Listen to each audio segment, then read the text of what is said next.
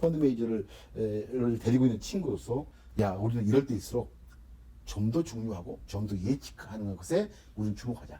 네. 어떻게 하면 되죠? 뭐 동작이 있네요. 네. 좋아요, 구독, 알람 설정 부탁드립니다. 안녕하세요. SF플러스 자산운용에서 국내 운용팀을 맡고 있는 영어 이름은 피터, 한국 이름은 고태훈입니다. 최근 뉴스에서 코로나19로 인해 미국 기준금리가 제로 수준으로 인하한다는 것을 보았어요. 한국 증시에 어떤 영향을 끼칠까요? 이런 금리 인하가 우리에게 주는 의미가 무엇인지 좀 고민해 볼 필요가 있습니다. 첫 번째로 일단 미국의 금리 인하 상황입니다. 미국이 금리를 두 번에 걸쳐서 큰 폭으로 인하를 했는데요. 첫 번째는 0.5%포인트, 그 다음에 바로 이어서 1%포인트를 인하를 하면서 역사상 유례가 없는 금리 인하를 단행을 했습니다. 또 강력하게 재정 투입을 예고하고 있는 상황이고요. 한국 또한 이 흐름에 맞추어서 임시 금통위를 개최해서 0.5%포인트의 금리 인하를 단행을 했고요. 지금 현재 0%대 금리인 0.75%까지 금리가 낮아진 상황입니다.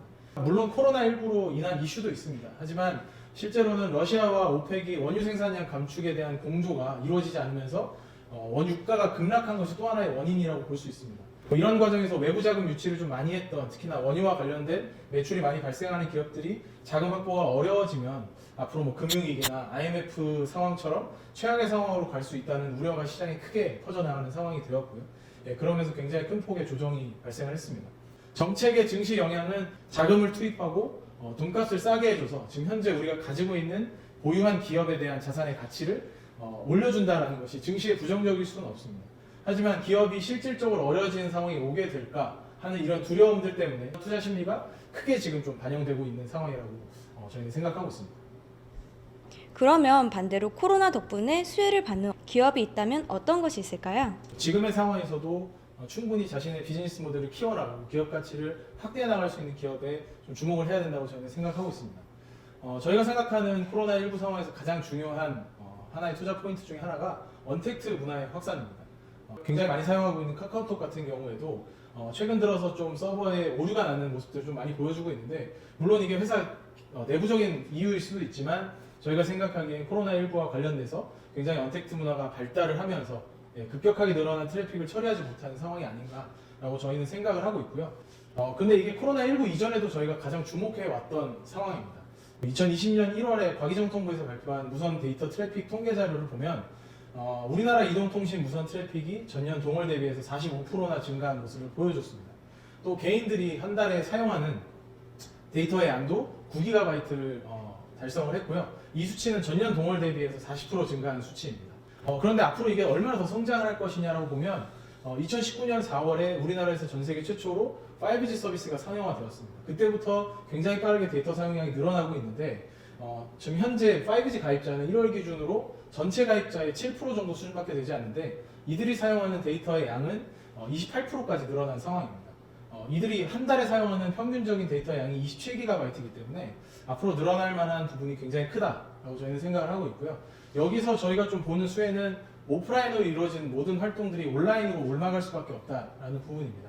이것도 지금 통계청 데이터인데 우리나라의 전자상거래 비중은 전체 소매 판매액에 대비해서 23% 수준입니다. 이건 전 세계에서 가장 높은 수치이고요. 그러면 이제 여기서 성장이 얼마나 더 나올 것이냐 궁금해하실 수 있는데 저희가 지금 모바일 네트워크에 지배되어 있는 저희의 삶을 돌아봤을 때는 50%를 충분히 넘는 점유율도 가능하다라고 저희는 생각을 하고 있고요.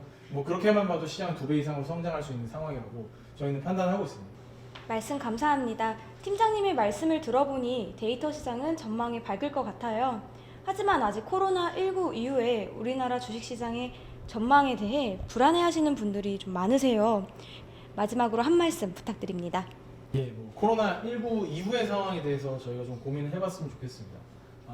우리나라 주요 대표 업종인 두 업종을 좀 예시로 들면서 설명을 드리면 좋을 것 같은데요. 첫 번째는 다들 알다시피 반도체 산업입니다. 반도체 산업은 지금 코스피 시가총액 내에서의 비중이 35%를 차지하고 있고요. 기업 이익에서 차지하는 비중은 30%를 상회하고 있습니다. 근데 그게 지난 2018년으로 돌아가 보면 2018년 반도체 호황기에는 기업 이익에서 차지하는 반도체 산업의 비중이 40%를 넘었었습니다. 앞서 언급했던 언택트 문화도 반도체 업종에겐 좀 큰 호재인데요. 결국엔 이런 반도체 산업이 앞으로 상승 여력이 훨씬 더 크다면 우리나라 시장의 조정이 아래로 더 열려 있는지 위로 더 향할 수 있는지는 저희가 보기에는 위로 향할 여지가 훨씬 더 많다라고 판단을 하고 있고요. 또한 이제 사람들의 활동이 다 온라인화 되어가는 과정이 있는데 이 과정상에서 데이터를 저장하고 활용하기 위해서 실제로 서버에 대한 투자가 더 크게 필요해지기 때문에 이런 상황을 고려할 때 국내 증시를 지탱하고 있는 반도체 업종의 반등은 좀 더 크고 빠르게 나타날 수 있다고 저희는 판단하고 있고요. 그래서 부정적인 부분보다는 긍정적인 것이 더 많다라고 보고 있습니다. 두 번째로는 우리나라의 금융업입니다. 지금 금리가 인하되는 상황이기 때문에 그들에게 마진에 해당하는 그 순이자 마진이 계속 빠지고 있는 상황이어서 좀 은행업이 지속적으로 기업 가치가 하락해 오고 있는 상황입니다. 근데 이게 이제 그 하락 이전과 현재 상황을 보면 배당 측면을 좀 고려해 볼 필요가 있습니다. 우리가 지금 이제 하락 이전에 보면 4대 금융지주의 주요 4대 금융지주의 배당 수익률은 한 4%대 정도에서 움직였습니다. 근데 지금 현재 배당 수익률을 계산을 해보면 7에서 많게는 10%까지 지금 배당 수익률이 나오고 있습니다. 뭐 요즘 같은 저금리 시대에 게다가 금리가 더 낮아진 시대에 7%에서 10%에 해당하는 배당 수익률이라면 충분히 아래로의 우려보다는 상승의 가능성이 훨씬 더 높다라고 저희는 판단을 하고 있습니다. 물론 시장이 유례없는 하락을 보여주고 있는 상황은 틀리지 않습니다. 97년 IMF 때도 그랬고 2008년 금융위기 때도 2011년 유럽 금융위기 때도 마찬가지였는데 이 위기는 좀 다르다. 더 지속성이 강하다. 더 큰 위험으로 다가올 수 있다 이렇게 얘기하지만 실제로 저희가 그때의 사례들을 보면 굉장히 빠르게 특히나 1등 기업들에게는 축제의 시간들을 맞이할 수 있는 좋은 시간들이었다는 것을 우리는 알고 있습니다. 그렇기 때문에 저희가 SF플러스가 생각하기에는 지금 현재 우리가 주목해야 하는 것은 코로나 이후에 살아남을 수 있는 1등 기업입니다. 오늘 국내 운용 펀드 매니저 피터 팀장님과의 인터뷰를 진행했는데요.